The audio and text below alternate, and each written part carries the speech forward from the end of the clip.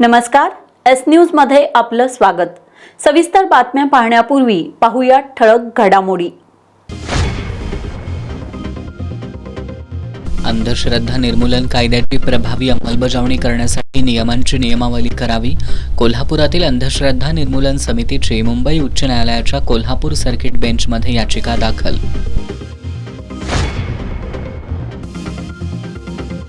आंदोलन अंकुश संघटनेनं पंचगंगा नदी प्रदूषणाच्या प्रश्नावर आक्रमक, प्रदूषण करणाऱ्या घटकांवर कारवाई झाली नाही तर 17 एप्रिलला पंचगंगा काठची गावं बंद ठेवण्याचा दिला इशारा।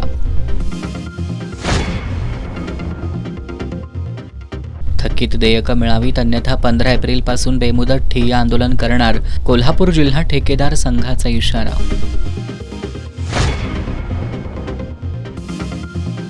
कोल्हापूर महानगरपालिकेचे नूतन आयुक्त डॉक्टर राजेंद्र भारूड ॲक्शन मोडवर आज शहरातील विविध प्रकल्पांची पाहणी करत प्रशासनाला केल्या सूचना।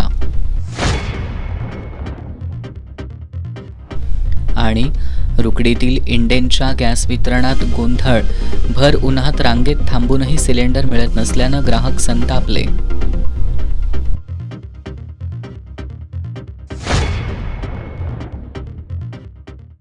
हे आहे GTPL SPN डिजिटल नेटवर्क आणि आपण पाहत आहात चॅनल एस।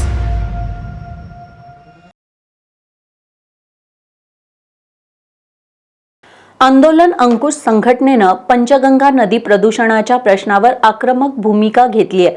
प्रदूषण करणाऱ्या घटकांवर कारवाई करा, अन्यथा 17 एप्रिलला दूषित पंचगंगा काठची गावं बंद ठेवू असा इशारा संघटनेनं दिलाय। उगमापासून ते शिरोळ तालुक्यातील कृष्णा नदीच्या संगमापर्यंत पंचगंगा नदीचा प्रवास पाहिला तर इचलकरंजीपासून शिरोळ तालुक्यातील संगमापर्यंत नदी अक्षरशः गटारगंगा झाली आहे। पंचगंगा नदी प्रदूषित झाल्यानं आंदोलन अंकुश संघटना आक्रमक झाली आहे। इचलकरंजीतील प्रोसेस युनिट आणि नगरपालिकेकडून सोडल्या जाणाऱ्या प्रदूषित पाण्यामुळे पंचगंगा नदीचं प्रदूषण वाढत असून गेल्या 15 दिवसात शिरोळ बंधाऱ्यावर दुसऱ्यांदा मोठ्या प्रमाणात मासे मृत्युमुखी पडल्याची गंभीर घटना घडली आहे, असा आरोप करत आंदोलन अंकुश संघटनेनं या प्रकरणी दोषींवर गुन्हा दाखल करण्याची मागणी शिरोळ पोलिसांकडे केली आहे। स्टेशनला आम्ही या मृत माशांना जबाबदार असणाऱ्या घटकांच्यावर त्यांचा शोध घेऊन त्यांच्यावर आमची कायदेशीर फिर्याद घ्यावी आणि जबाबदार घटकावर कोर्टामार्फत कारवाई व्हावी या दृष्टीने आम्ही आता पत्र द्यायला PI साहेबांना भेटलेलं आहे। आम्ही तसं आता विनंती त्यांना अर्ज करून केलेला आहे। पोलिसांना आम्ही आणखी एक गोष्ट सांगितलेली आहे की पाटबंधारे खात्याकडे या नदीची मालकी आहे आणि पाटबंधारे खात्याच्या मालकी असणाऱ्या नदीमध्ये हे प्रदूषण करणारे घटक पाणी सोडून या मृत माशांना जबाबदारीत भविष्यामध्ये माणसं मारायला सुद्धा ह्या पाण्यामुळे सुरुवात होणार आहे। आणि प्रदूषण मंडळानं ह्या पाटबंधारे विभागानं सुद्धा शिरोळ पोलीस स्टेशनला येऊन ह्या प्रदूषण करणाऱ्या घटकांच्यावर फौजदारी द्यावी अशी आमची या निमित्तानं त्यांच्याकडे सुद्धा मागणी आहे। पोलिसांना पण असं निवेदन दिलेलं आहे आम्ही। पोलीस आता त्यांच्याकडं आता विचारणा करून पाटबंधारीची सुद्धा फिर्याद घेणार आहे। कार्यकर्त्यांनी मृत मासे घेऊन थेट शिरोळ पोलीस ठाणे गाठत लेखी निवेदन दिले। पोलिसांनी थेट फिर्याद घेण्यास नकार देत पाटबंधारे विभागाकडून तक्रार आल्यास गुन्हा दाखल करू अशी भूमिका घेतली। प्रदूषणामुळे शिरोळ बंधाऱ्यावर मासेमारी करणारी सुमारे 80 कुटुंब अडचणीत आली असून त्यांचा उदरनिर्वाह धोक्यात आलाय। इतकंच नाही तर पिण्याच्या पाण्याचा प्रश्न, जनावरं आणि शेतीसाठी पोषक असं पाणी नसल्यानं अनेक दुर्धर आजाराला शिरोळ तालुक्यातील जनता सामोरी जातीये। आंदोलन अंकुश संघटनेनं प्रांताधिकारी दीपक शिंदे यांच्यासोबत बैठक घेत चर्चा करूनही प्रदूषण थांबलेलं नाही। त्यामुळे टाकवडे इचलकरंजीमध्ये असलेल्या काळ्या ओढ्याजवळ आंदोलन अंकुश संघटनेचे धनाजी चुडमुंगे यांच्या आवाहनानुसार तालुक्यातील हजारो लोकांनी एकत्र येऊन आंदोलन केलं। जर नदी प्रदूषण थांबवता आलं नाही तर आम्ही काळा ओढा बंद करू असा इशारा आंदोलन अंकुश संघटनेनं दिलाय। पंचगंगा नदीला प्रदूषित करणाऱ्या घटकांवर कारवाई करा, अन्यथा 17 एप्रिलला प्रदूषित पंचगंगा काठची गावं बंद ठेवण्याचा इशाराही धनाजी चुडमुंगे यांनी दिलाय। पंचगंगा काठावरच्या सर्व लोकप्रतिनिधी, सदस्य, सरपंच, सभापती या सगळ्यांच्या वतीनं आज आम्ही आमच्या पंचगंगा नदीमध्ये जो काळा ओढा जे प्रदूषित पाणी घेऊन आमच्या पंचगंगा नदीमध्ये मिसळतोय तो बंद करण्याच्या उद्देशानं आज आम्ही आंदोलनाच्या पवित्र्यात इथं आलेलो असताना शिरोळ तालुक्याचे तहसीलदारांनी आम्हाला प्रांतांनी मिटिंगसाठी बोलवलं आहे म्हणून आता इथं आणलेलं होतं। आता मिटिंगमध्ये सगळी चर्चा झाली आणि अजून 4 दिवस आमच्या प्रांत साहेबांनी हे सगळं पाणी प्रदूषित पाणी नदीत येणार नाही अशा पद्धतीचं नियोजन करतो म्हणून 4 दिवसाची मुदत मागितलेली, पण आम्ही त्यांना 8 दिवसाची मुदत दिलेली आहे. जर या 8 दिवसामध्ये हे जर प्रदूषित पाणी पंचगंगा नदीमध्ये मिसळायचं थांबलं नाही तर आम्ही आमच्या पंचगंगा काठावरच्या नागरिकांना घेऊन हे दोन्ही ओढं येत्या 8 दिवसानंतर बंद करणार आहे. आणि आम्ही इथून पुढच्या काळामध्ये या प्रांतसाहेबांना सुद्धा सांगितलेलं आहे की ते बंद करण्यासाठी प्रशासनानं सुद्धा आम्हाला सहकार्य करायला पाहिजे, कारण ही सगळी बेकायदेशीर कृत्य करायला लागलेत. आणि या आंदोलनात राकेश जगदाळे, भूषण गंगावणे, एकनाथ माने, शशिकांत काळे, मंगल नलवडे, राजू केंगार, राजू गावडे, अर्जुन जाधव, संजय अणुसे, विश्वास बालेघाटे, नागेश काळे, अंकुश पाटील यांच्यासह आंदोलन अंकुशचे पदाधिकारी आणि नागरिक सहभागी झाले होते. गगनबावडा तालुक्यातील लोंघे इथल्या प्राथमिक शाळेत तांत्रिक त्रुटींमुळे एक अध्यापक पद कमी करण्याचा शासनाकडून निर्णय घेण्यात येणार आहे. याला ग्रामस्थांनी जोरदार विरोध केलाय. शासनानं तातडीनं हस्तक्षेप करून अतिरिक्त दर्शविलेलं अध्यापक पद संरक्षणात घ्यावं, अन्यथा 11 एप्रिलपासून सुरू होणाऱ्या वार्षिक परीक्षा होऊ देणार नाही. तसंच शाळा बंद ठेवण्याचा निर्णय घेण्यात येईल असा इशारा ग्रामस्थांनी पत्रकारांशी बोलताना दिलाय. गगनबावडा तालुक्यातील लोंघे इथं जिल्हा परिषदेच्या प्राथमिक शाळेत 1ली ते 7वी पर्यंतचे वर्ग भरतात. शाळेत 1ली ते 4थी पर्यंतच्या वर्गांसाठी 3 तर 5वी ते 7वी साठी 2 शिक्षक आहेत.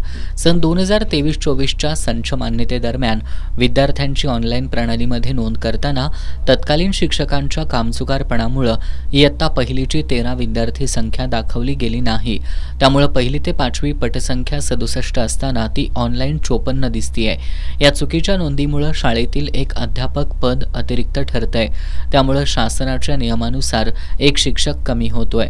त्यानंतरच्या सन 2024-25 आणि चालू 2025-26 या शैक्षणिक वर्षात विद्यार्थी संख्या सातत्यानं 60पेक्षा जास्त राहिली आहे. मात्र शासनाच्या नवीन नियमानुसार एक अध्यापक पद कमी करण्याचा निर्णय शिक्षण विभागाकडून घेतला जाणार आहे.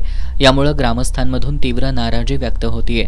याबाबत ग्रामस्थांनी शिक्षण अधिकारी, कोल्हापूर जिल्हा परिषदेचे मुख्य कार्यकारी अधिकारी आणि पुणे आयुक्त कार्यालय यांना वेळोवेळी निवेदनं सादर केली आहेत. मात्र याची अद्याप दखल घेण्यात आलेली नाही. 2023-24ला जी संच मान्यता झाली त्यावेळी आमच्या शाळेचा 1लीचा पट 13 होता.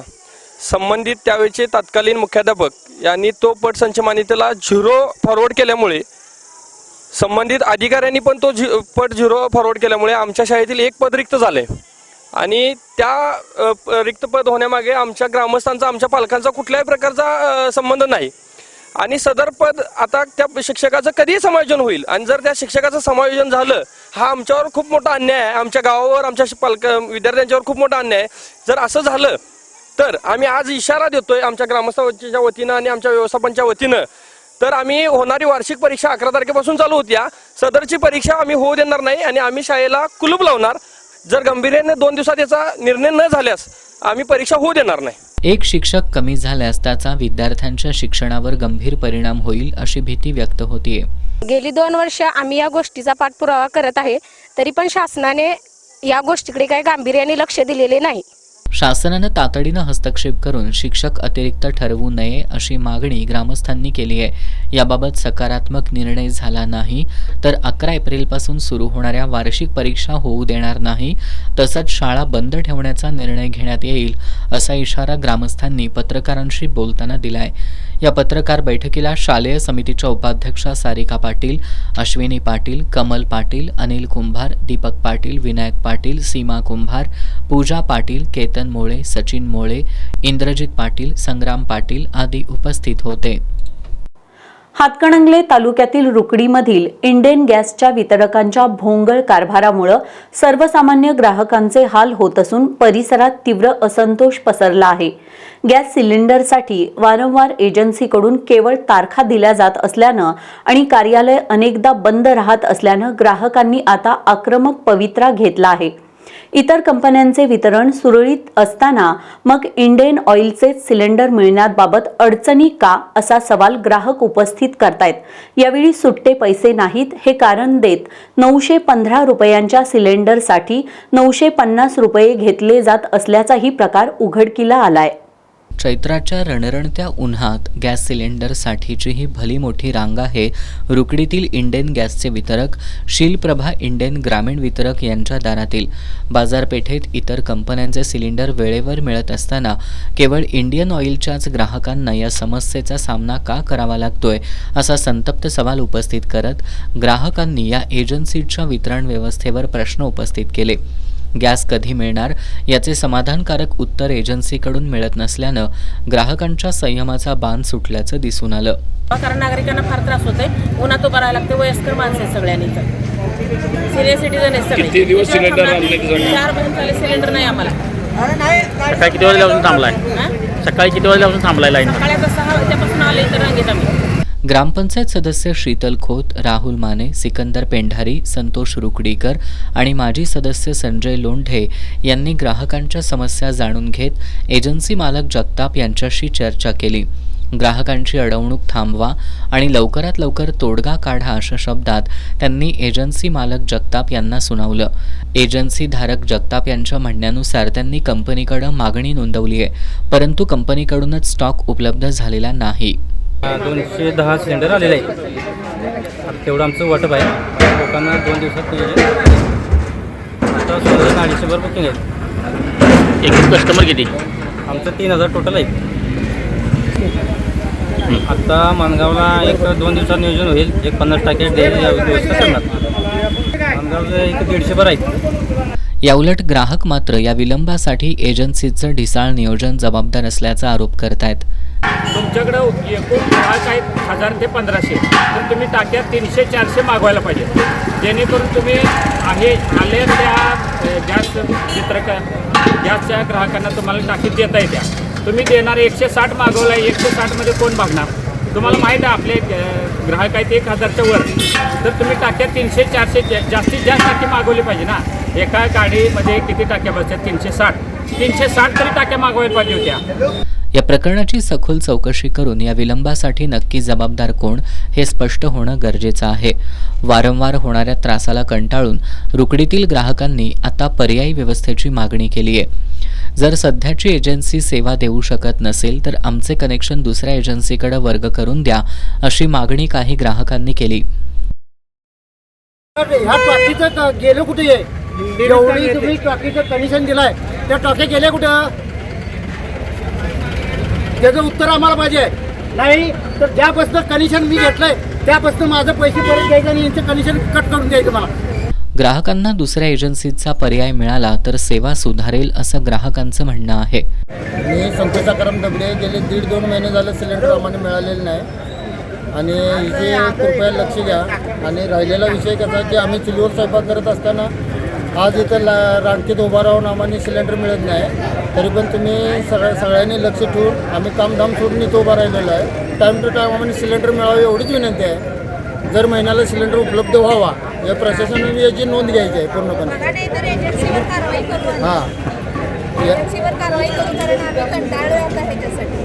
वितरणातील गोंधळामुळे अगोदरच ग्राहक त्रस्त असताना वितरकांकडील कर्मचारी 915 रुपयांच्या सिलेंडरसाठी 950 रुपये घेत होते.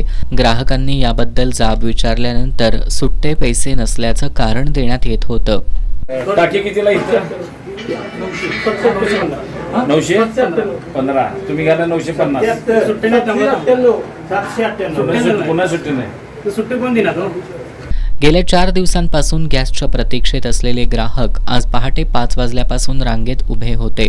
पुरवठा विभागासह इंडियन ऑइल कंपनीनं लक्ष घालून इथला गॅस पुरवठा सुरळीत करावा अशी मागणी होऊ लागली आहे. कोल्हापूर शहराच्या सौंदर्यीकरणासाठी महापालिकेतर्फे CSR निधीतून शहरातील चौक, आयलंड, फुटपाथ आणि सार्वजनिक ठिकाणांचं सुशोभीकरण करण्याची योजना सुरू आहे. आज महापौर रुपाराणी निकम यांच्या अध्यक्षतेखाली झालेल्या बैठकीत याबाबतचं सादरीकरण करण्यात आलं. कोल्हापूर शहराच्या सौंदर्यीकरणासाठी CSR निधीतून विविध विकासकामं करण्यासाठीची 3री बैठक आज महापौर रुपाराणी निकम यांच्या अध्यक्षतेखाली पार पडली. महापौर निकम यांच्या संकल्पनेतून माझं शहर माझी जबाबदारी या मोहिमेअंतर्गत शहरातील मुख्य चौक, आयलंड, फुटपाथ, दुभाजक, सार्वजनिक स्वच्छतागृह, महापालिकेच्या शाळा आणि उद्यानं यांचं सुशोभीकरण CSRच्या माध्यमातून करण्यात येणार आहे. प्रारंभी विविध संस्थांनी तयार केलेले शहरातील चौकांच्या सुशोभीकरणाचं डिझाईन स्लाइड शोद्वारे सादर करण्यात आलं. येत्या पावसाळ्यापूर्वी शहर सुशोभीकरण करण्याचं नियोजन करण्यात आलंय. सहभागी सामाजिक संस्थांच्या पुढाकाराचं कौतुक करत स्वच्छ आणि सुंदर कोल्हापूर घडवण्यासाठी महानगरपालिका सर्वतोपरी सहकार्य करणार असल्याचं महापौर निकम यांनी स्पष्ट करत येत्या शुक्रवारी 4 वाजता अंतिम बैठक घेणार असल्याचं सांगितलं. यावेळी आयुक्त डॉक्टर राजेंद्र भारूड, स्थायी समिती सभापती विशाल शिराळे, महिला आणि बालकल्याण समिती सभापती कौसर बागवान, नगरसेवक नियाज खान, सचिन शेंडे, अश्किन आजरेकर, विजय जाधव, उपायुक्त किरणकुमार धनवाडे, सहाय्यक आयुक्त स्वाती दुधाणे, उपशहर अभियंता अरुण गुर्जर, इस्टेट ऑफिसर शेखर साळोखे, सहाय्यक अभियंता सुरेश पाटील आणि विविध संस्थांचे पदाधिकारी प्रतिनिधी उपस्थित होते. इचलकरंजी महानगरपालिकेचे विरोधी पक्षनेते उदयसिंह पाटील यांच्या दालनाचं नुकतंच उद्घाटन करण्यात आलंय. महापौर उदय धातुंडे, उपमहापौर अनिल डाळ्या, नगरसेवकांसह आयुक्त पल्लवी पाटील यांची यावेळी प्रमुख उपस्थिती होती. इचलकरंजी महानगरपालिकेचे विरोधी पक्षनेते उदयसिंह पाटील यांच्या दालनाचं उद्घाटन करण्यात आलंय. महापौर उदय धातुंडे, उपमहापौर अनिल डाळ्या, आयुक्त पल्लवी पाटील यांच्या हस्ते आणि मान्यवरांच्या उपस्थितीत फीत कापून करण्यात आलं. आधुनिक सुविधा आणि सुबक रचना यामुळं हे दालन कामकाजासाठी अधिक उपयुक्त ठरेल असा विश्वास यावेळी व्यक्त करण्यात आला. उपस्थित मान्यवरांनी महानगरपालिकेच्या कामकाजात विरोधी पक्षाची भूमिका महत्त्वाची असून लोकहिताच्या प्रश्नांवर प्रभावीपणे आवाज उठवण्यासाठी हे दालन उपयुक्त ठरेल असं मतही व्यक्त केलं. यावेळी नगरसेवक, विविध विभागांचे अधिकारी आणि कर्मचारी उपस्थित होते. महाराष्ट्र युवा संघटना दौऱ्यानिमित्त युवा सेनेच्या वतीनं कोल्हापूर, सांगली, सोलापूर आणि सातारा या 4 जिल्ह्यातील युवा पदाधिकाऱ्यांची बैठक बुधवारी लोटस लॉन इथं पार पडली. बैठकीत युवा सेना कार्याध्यक्ष पूर्वेश सरनाईक यांनी उपस्थित पदाधिकाऱ्यांना मार्गदर्शन केलं. महाराष्ट्र युवा संघटना दौऱ्यानिमित्त युवा सेनेच्या वतीनं कोल्हापूर, सांगली, सोलापूर आणि सातारा या 4 जिल्ह्यातील युवा पदाधिकाऱ्यांची बैठक बुधवारी लोटस लॉन इथं पार पडली. युवा सेना कार्याध्यक्ष पूर्वेश सरनाईक यांच्या उपस्थितीत हा कार्यक्रम संपन्न झाला. दुपारी पूर्वेश सरनाईक यांचं कोल्हापुरात आगमन झाल्यावर क्रेनच्या माध्यमातून हार घालून त्यांचं जल्लोषात स्वागत करण्यात आलं. बैठकीत पूर्वेश सरनाईक यांनी पदाधिकाऱ्यांना मार्गदर्शन केलं. सध्या संपूर्ण महाराष्ट्रभर दौरा करून युवा सैनिकांशी थेट संवाद साधला जातोय. संघटना बळकट करणं, संघटन बांधणी आणि पक्षविस्तार हा दौऱ्याचा मुख्य उद्देश असल्याचं सरनाईक यांनी यावेळी स्पष्ट केलं. मागील निवडणुकांमध्ये शिवसेनेला मिळालेल्या यशाबद्दल युवा सैनिकांचं अभिनंदन करून त्यांचं मनोबल वाढवण्याचा हा प्रयत्न असल्याचं त्यांनी नमूद केलं. येत्या 18 तारखेला मुंबईतील वरळी डोममध्ये होणाऱ्या युवा संमेलन आणि मार्गदर्शन शिबिरासाठी निमंत्रण देण्यासाठी आपण इथं आलो असल्याचं त्यांनी सांगितलं. बैठकीला युवा सेना सचिव किरण साळी, पश्चिम महाराष्ट्र सचिव ऋतुराज क्षीरसागर, निरीक्षक वीरेंद्र मंडलिक, शिवाजी जाधव, बाजीराव चव्हाण, उपमहापौर अक्षय जरग, प्रसाद चव्हाण, सुजित खुर्द, प्रियांका परांडे यांच्यासह मोठ्या संख्येनं युवा सैनिक उपस्थित होते. डॉक्टर बाबासाहेब आंबेडकर मध्यवर्ती जयंती महोत्सव समितीच्या वतीनं 11 एप्रिल ते 14 एप्रिल या कालावधीत बिंदू चौकात विविध कार्यक्रमांचं आयोजन करण्यात येणार आहे. रविवारी 19 एप्रिलला सायंकाळी 5 वाजता दसरा चौकातून महापुरुषांच्या सन्मानार्थ विविध चित्ररथांसहित भव्य मिरवणूक काढण्यात येणार आहे. यामध्ये बहुजन समाजातील विविध पक्ष संघटनांनी सहभागी व्हावं असं आवाहन समितीचे अध्यक्ष माजी आमदार राजीव आवळे यांनी पत्रकार बैठकीत केलंय. डॉक्टर बाबासाहेब आंबेडकर मध्यवर्ती जयंती महोत्सव समितीच्या वतीनं क्रांतीसूर्य ज्योतिबा फुले आणि भारतरत्न डॉक्टर बाबासाहेब आंबेडकर यांच्या जयंतीनिमित्त 11 एप्रिल ते 14 एप्रिल दरम्यान बिंदू चौकात विविध कार्यक्रमांचं आयोजन करण्यात आलंय. शनिवारी 11 एप्रिलला सायंकाळी 5 वाजता बिंदू चौकात प्राध्यापक प्रकाश नाईक आणि विजय काळे यांचं व्याख्यान होणार आहे. तर 12 एप्रिलला सायंकाळी 5 वाजता प्राध्यापक डॉक्टर PS कांबळे यांचं व्याख्यान आयोजित करण्यात आलंय. 13 एप्रिलला रात्री 11:30 वाजता बिंदू चौकात मध्यवर्ती जयंती महोत्सव समितीचे सदस्य एकत्रितपणे महात्मा ज्योतिबा फुले आणि डॉक्टर बाबासाहेब आंबेडकर यांना अभिवादन करतील. तर 14 एप्रिलला सकाळी 10 वाजता पालकमंत्री प्रकाश आंबेडकर आणि महापौर रुपाराणी निकम यांच्या उपस्थितीत अभिवादन करण्यात येईल. 14 एप्रिलला दिवसभर बिंदू चौकात रक्तदान शिबिराचं आयोजन करण्यात येणार आहे. तर राष्ट्रसेवा दलाच्या वतीनं पथनाट्य सादर करण्यात येणार आहे.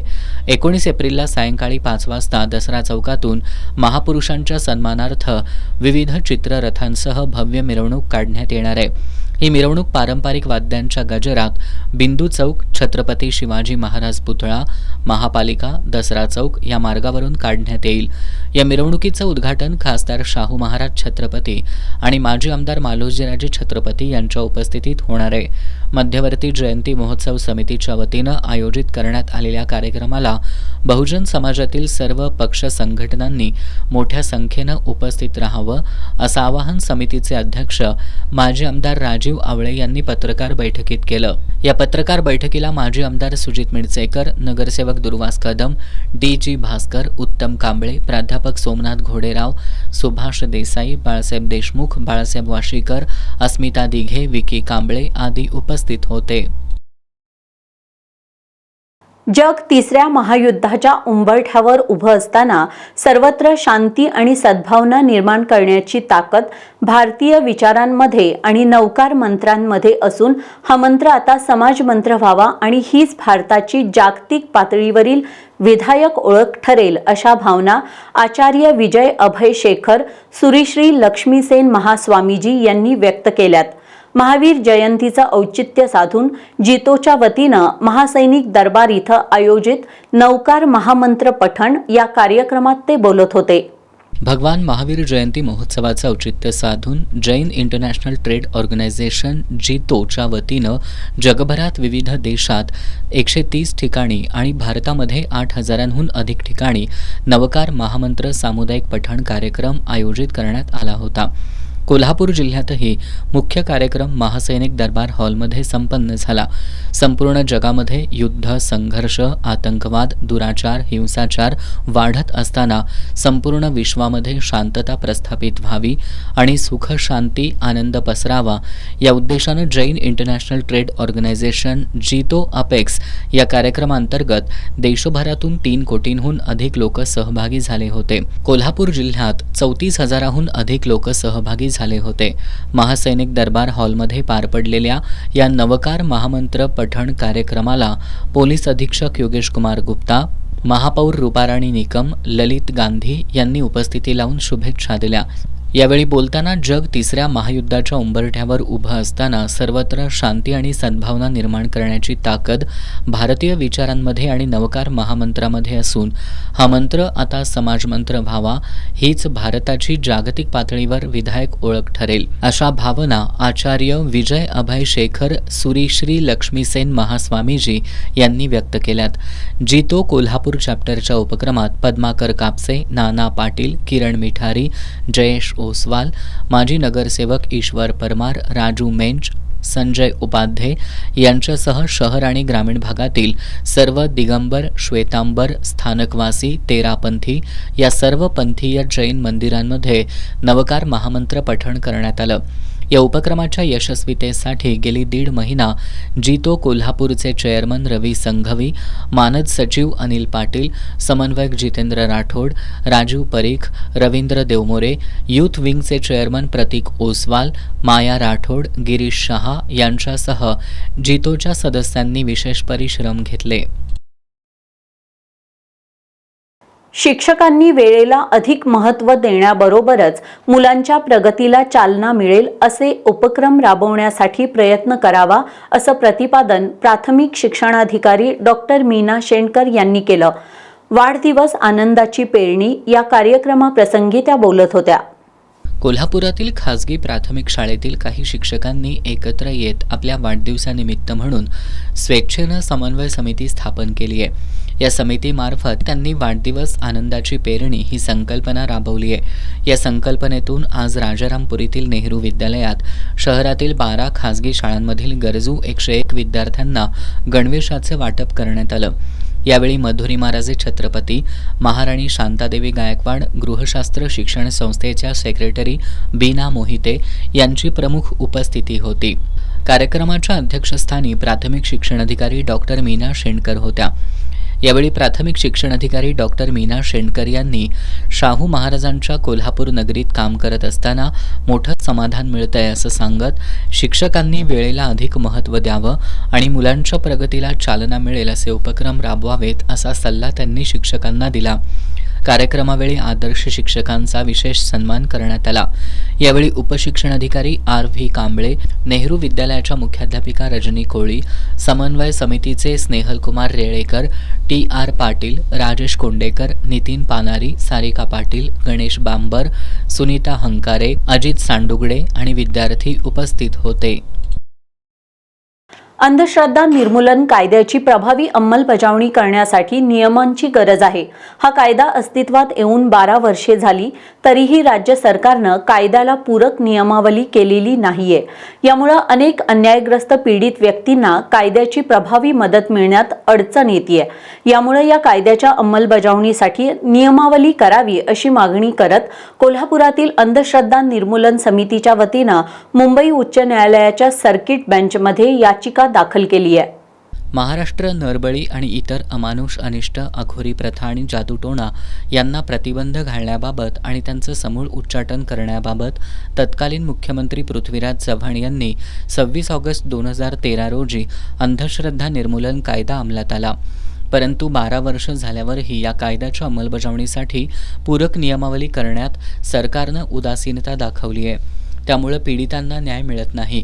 या पार्श्वभूमीवर महाराष्ट्र अंधश्रद्धा निर्मूलन समिती कोल्हापूरतर्फे आनंद माने, अभिषेक मिठारी, प्रशांत गोंधळी, अस्मिता दिघे, राजेश वरक, बाळू माळी, गीता हसूरकर यांनी ॲडव्होकेट असीम सरोदे, ॲडव्होकेट श्रिया आवले, ॲडव्होकेट सकलेन मुजावर यांच्या मदतीनं ही जनहित याचिका दाखल केली आहे. महाराष्ट्र राज्य यांच्या माध्यमातून आम्ही एक कोर्टामध्ये याचिका दायर केली आहे. डॉक्टर नरेंद्र दाभोलकरांच्या प्रखर लढ्यानंतर त्यांच्या खुनानंतर दुसऱ्या दिवशी ही कायदा अंमलबजावणी झाली. कायदा पारित केला गेला तरीसुद्धा कोणत्याही पद्धतीनं त्याची अंमलबजावणी नीट होत नाही, कारण त्याच्यासाठी असणारी नियमावलीच कोर्टामध्ये नाही आहे.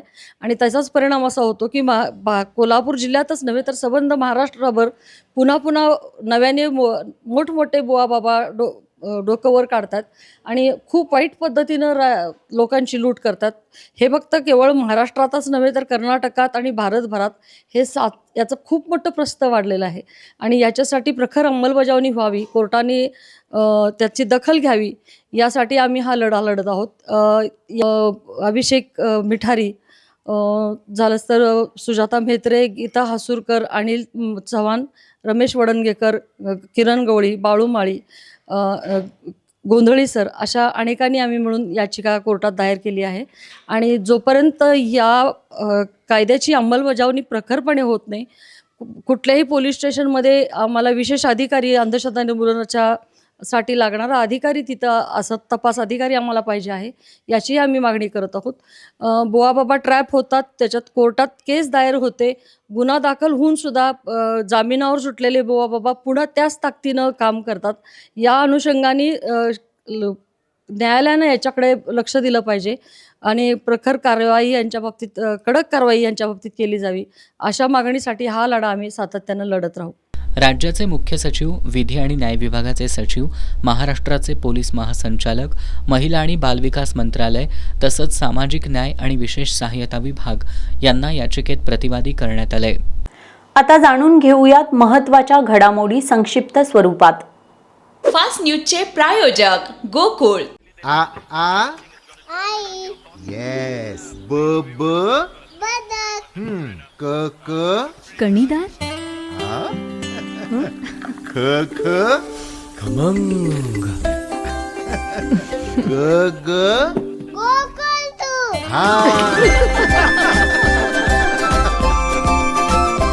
अगदी घरच्यासारखं. कणीदार खमंग म्हणजेच गोकुळ तूप. सबका हिसाब होगा, पंतप्रधान मोदींचा तृणमूल काँग्रेसला इशारा. शबरीमलाबाबत 2018चा निकाल पुरुषांच्या श्रेष्ठत्वाच्या कल्पनेवर आधारित, केंद्राचं सर्वोच्च न्यायालयात निवेदन. सीबीएसईचा नवा अल्टिमेटम, आता 6वीच्या वर्गापासून शिकावी लागणार तिसरी भाषा.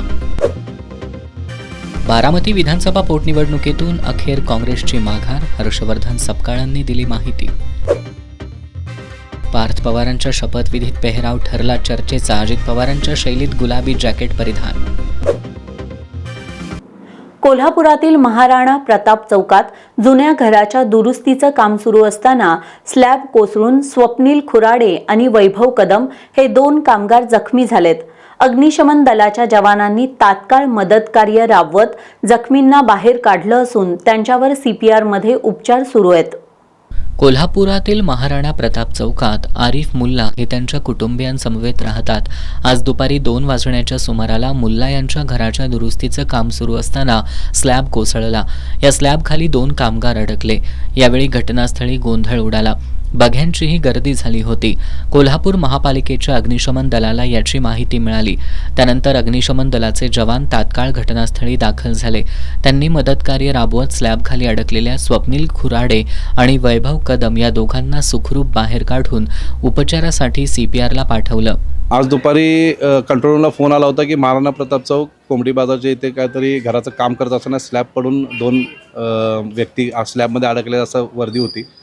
सदर ठिकाणी आम्ही कोल्हापूर महापालिकेमधली गाडी आणि आमची कावानाकाची गाडी, आम्ही दोन्हीही गाड्या इथे घटनास्थळी जेव्हा बघितलं तर एकाला आपण सुखरूप बाहेर काढलं, कारण का तो जास्त काय अडकला नव्हता. कारण दुसरा जो व्यक्ती आहे तो ते पायात अडकला होता, त्याच्या पायावर स्लॅब होता. तो आम्ही कटरांनी आमच्या स्प्रेडरच्या सहाय्याने आम्ही त्याचं पाय काढून त्याला आता आपण CPR-ला ॲडमिट केलेलं आहे. मायनर इंजुरी आहे, जास्त काय मेजर इंजुरी नाही आहे. तरी आता तो CPR-ला आम्ही त्यांना शिफ्ट केलेला आहे. मदत कार्यात अग्निशमन दलाचे स्थानक अधिकारी दस्तगीर मुल्ला, ओंकार खेडकर, चालक योगेश जाधव, अमोल पाटील, फायरमन माणिक कुंभार, अभिजित सरनाईक, संभाजी ढेपले, उदय शिंदे यांनी सहभाग घेतला. सलगर सदलगा महामार्गावर तेरवाड इथं 2 दुचाकींचा भीषण अपघात होऊन त्यामध्ये एक तरुण जागीच ठार झालाय तर एक जण गंभीर जखमी झालाय. जखमींवर जयसिंगपूरमधील खासगी रुग्णालयात उपचार सुरू आहेत. आकाश रमेश गोसावी हा दुचाकीवरून कुरुंदवाडहून तेरवाडला जात होता, तर सुनील सीताराम गोसावी हा आपल्या दुचाकीवरून तेरवाडहून कुरुंदवाडकडे येत होता. सकाळी 11:30च्या सुमारास तेरवाड इथल्या वजन काट्यासमोर या दोन्ही दुचाकींची समोरासमोर जोरदार धडक झाली. या अपघातात आकाश गोसावी हा जागीच ठार झाला, तर सुनील गोसावी हा गंभीर जखमी झाला. जखमी सुनीलला तातडीनं जयसिंगपूरमधील खासगी रुग्णालयात उपचारासाठी दाखल करण्यात आलं असून त्याची प्रकृती गंभीर आहे. अपघातानंतर आकाश गोसावी याचा मृतदेह सांगलीतील शासकीय रुग्णालयात शवविच्छेदन करून नातेवाईकांच्या ताब्यात देण्यात आला. त्याच्या पश्चात आई, वडील आणि बहीण असा परिवार आहे. कुरुंदवाड पोलिसात या अपघाताची नोंद करण्यात आली आहे.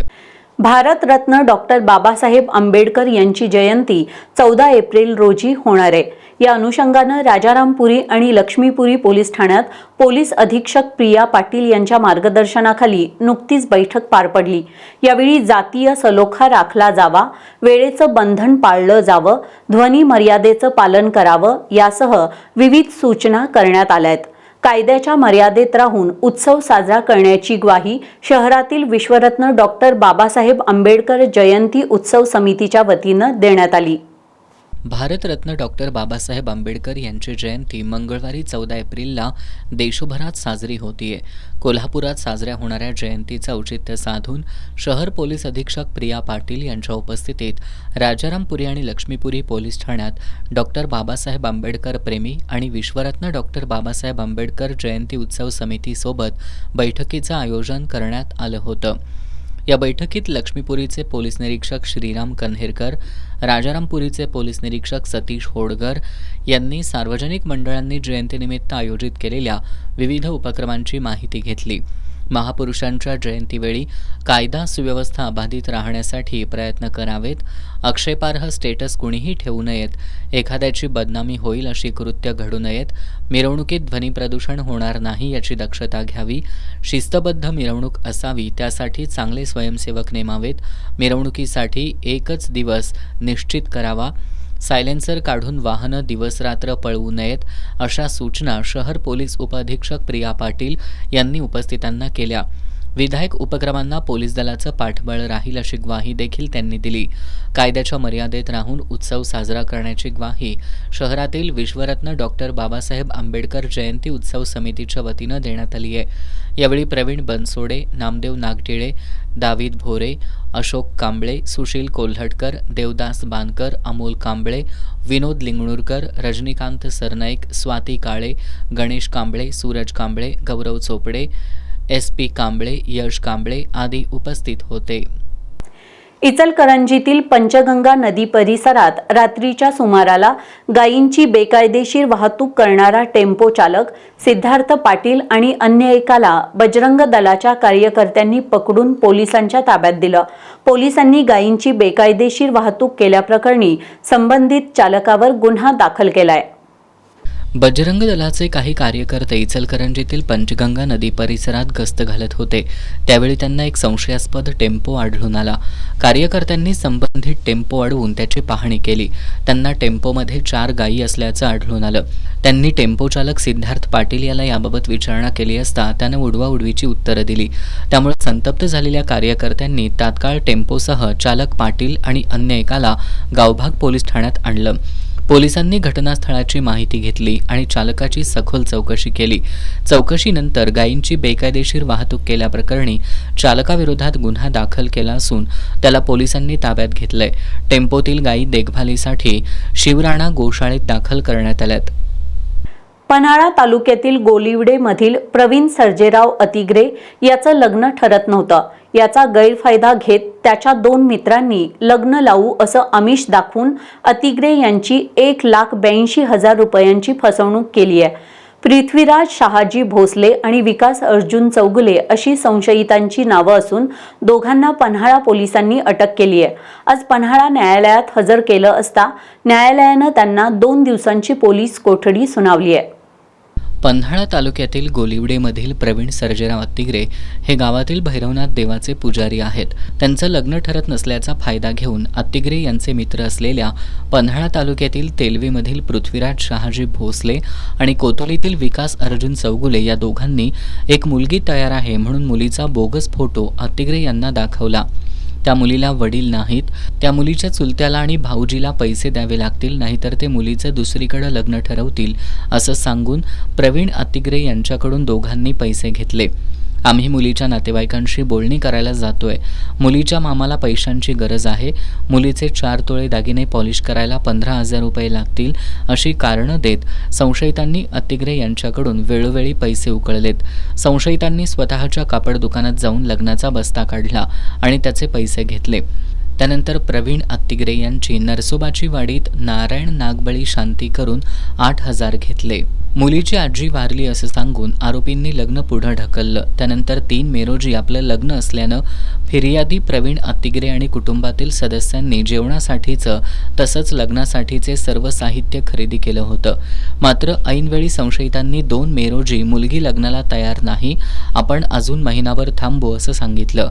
वारंवार होणारी टाळाटाळ लक्षात घेता प्रवीण अत्तिग्रे यांना आपली फसवणूक झाल्याचं लक्षात आलं. त्यानंतर अत्तिग्रे यांनी पृथ्वीराज भोसले आणि विकास चौगुले यांच्याकडं त्यांना दिलेल्या पैशाची मागणी सुरू केली. वारंवार पैशाची मागणी करून पैसे दिले नसल्यानं अखेर प्रवीण अत्तिग्रे यांनी भोसले आणि चौगुले यांच्या विरुद्ध पन्हाळा पोलीस ठाण्यात गुन्हा दाखल केलाय. पन्हाळा पोलिसांनी या दोघांना अटक केली आहे. न्यायालयानं 2 दिवसांची पोलीस कोठडी सुनावली आहे.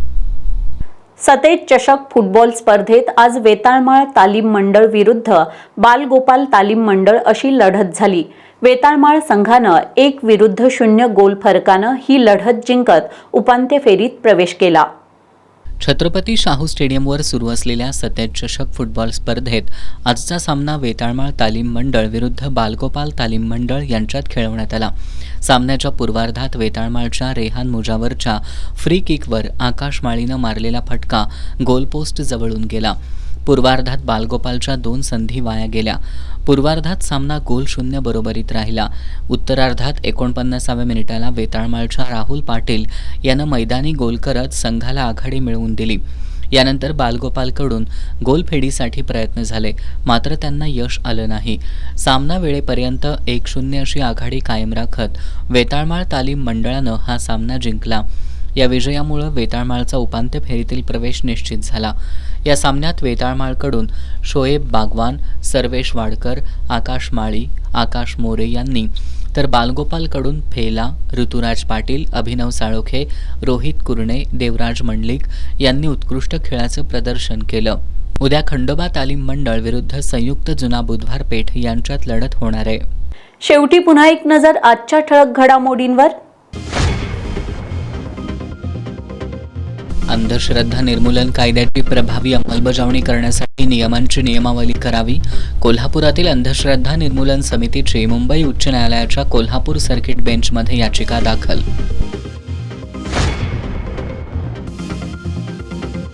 आंदोलन अंकुश संघटनेनं पंचगंगा नदी प्रदूषणाच्या प्रश्नावर आक्रमक.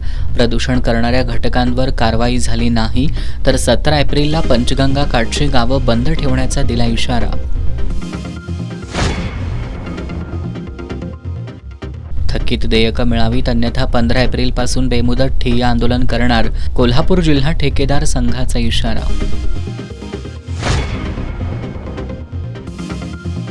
कोल्हापूर महानगरपालिकेचे नूतन आयुक्त डॉक्टर राजेंद्र भारूड ॲक्शन मोडवर.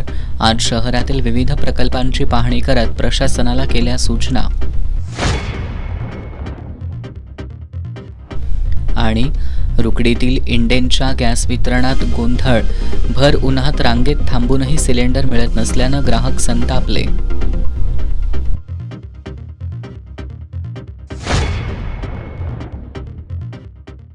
याबरोबरच आजचं बातमीपत्र संपलं. नमस्कार.